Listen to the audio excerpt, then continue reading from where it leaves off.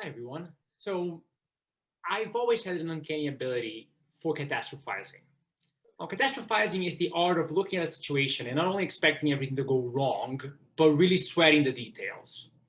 So, it shouldn't be a surprise that when my wife and I went to spend a vacation in this island off the coast of Brazil, the first thing in my head was this place has no structure. So, what happens if I have appendicitis? Do I have to remove it myself? Like, should we look up YouTube videos on how to do that, like right now, just in case? But that's not why we went there. We went there for scuba diving. And on our second diving trip, we went diving on the ocean side of the island. Now, the island has two sides. There's the land side and the ocean side. The land side is the side that faces the Brazilian coast and is 250 miles away from the coast. The ocean side is the side that faces the African coast and is 1,000 miles away from the coast. Now, the ocean side is supposed to have more interesting marine life, but it's also a little bit more turbulent. So when we get there, it was quite turbulent.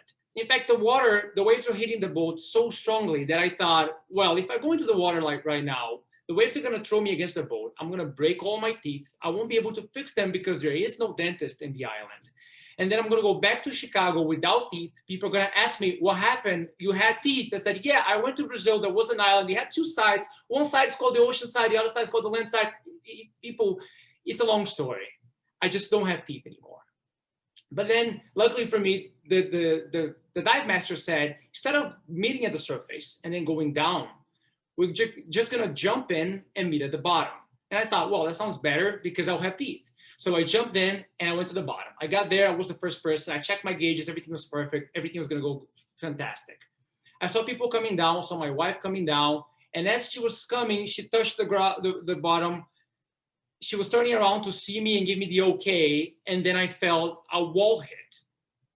A sea current just took me away. And it was so fast that before I could make sense of what was going on, I just saw everyone going like this and disappearing. So my first reaction was to think, okay, should I grab into a rock? But if I do it, I might cut my hand and I might bleed. And you don't want to bleed in water, so maybe I should just swim. And I wanted to swim as fast as I could and as hard as I could. And I did it for as long as I could. But it wasn't doing anything. And I could feel the sweat inside my mask and my thighs were burning and my throat was all dry because of the bottle of oxygen. And there was no progress going on. And I'm like, this is idiotic. I couldn't make the swim if I had been bitten by radioactive tuna. This is just, and then I realized I wasn't moving anymore. So the current had gone on a curve, and through inertia, I just got spat out of it. So I stopped and I was like, oh, everything's fine. So I looked around and there were all these fish looking at me. And they seemed surprised to see me there, as if I was in like the VIP room of the ocean. Like, why are you here? And the thing about fish is that they're always giving you the side eye, right? They're always going about their business, but with a judgmental eye on you to make sure you stay under control, like a bunch of middle schoolers in the mall. And I was in a very emotionally vulnerable place at that moment. So my reaction was to be like, excuse me, I got lost, but that happens to everyone. In fact, fish get lost all the time. There's 2 Pixar movies exclusively about that. So let's not be hypocrites, right? But they kept looking at me. So I was like, okay, I'm going to go. My oxygen is about half. I'm going to go to the surface. So I got to the surface and there was nothing there. There was no boat. There was no island. There was nothing. There was 360 degrees of horizon. So that's when I realized that I was going to die. And I thought, well, what should I do now? And the hardest thing about being an atheist on the verge of certain death is all the downtime from not praying. So what I was thinking, and it's not that I wouldn't want to pray. I would love to do that. I just don't have it in me. I don't believe in things, right? I just don't have faith, just like I don't have wisdom teeth or the ability to enjoy baseball. So I decided to think about other things, and then I realized, oh no, my wife's going to be a widow.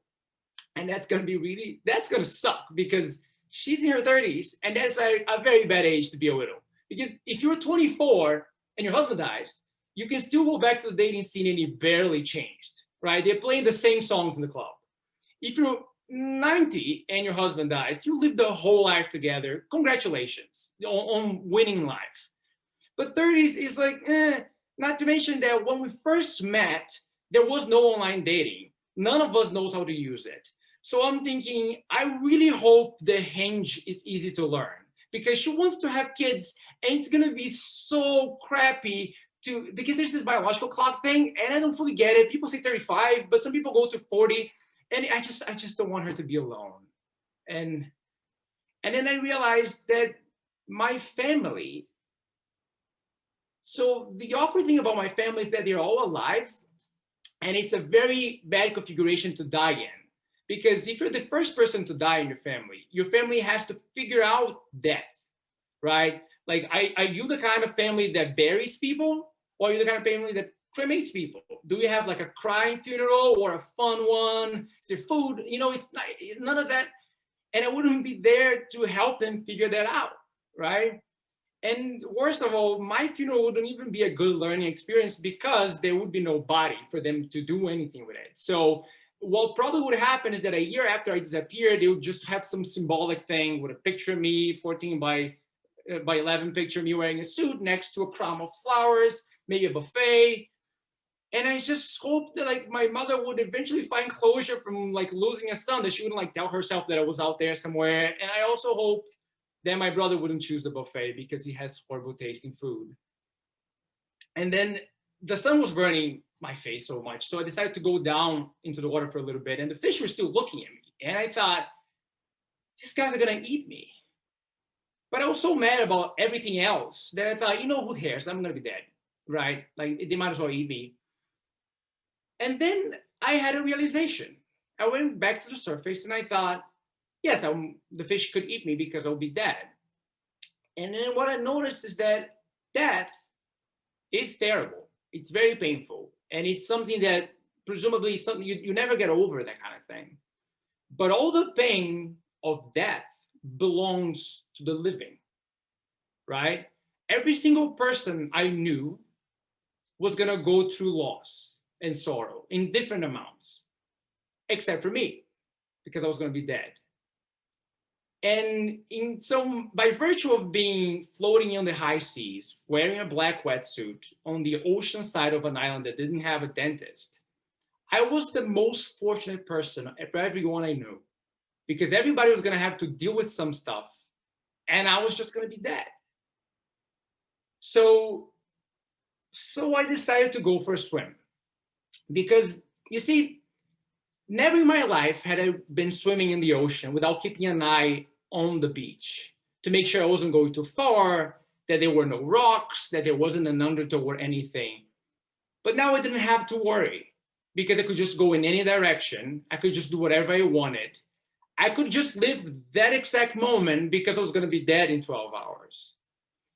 And it was a lot of fun. It was the most relaxing experience. And there's so many interesting things. Like, there's like 20 different shades of blue between the ocean and the sky. And every time the sun moves, there's a totally different shade of blue. And I was having such a good time that I didn't see the boat coming. And so this is what happened very quickly. So the dive master realized I wasn't there, freaked out, went up. They looked for me. They couldn't find me. They went back to the island and they found this guy who lived in the island his whole life, born and raised. And he wasn't a doctor.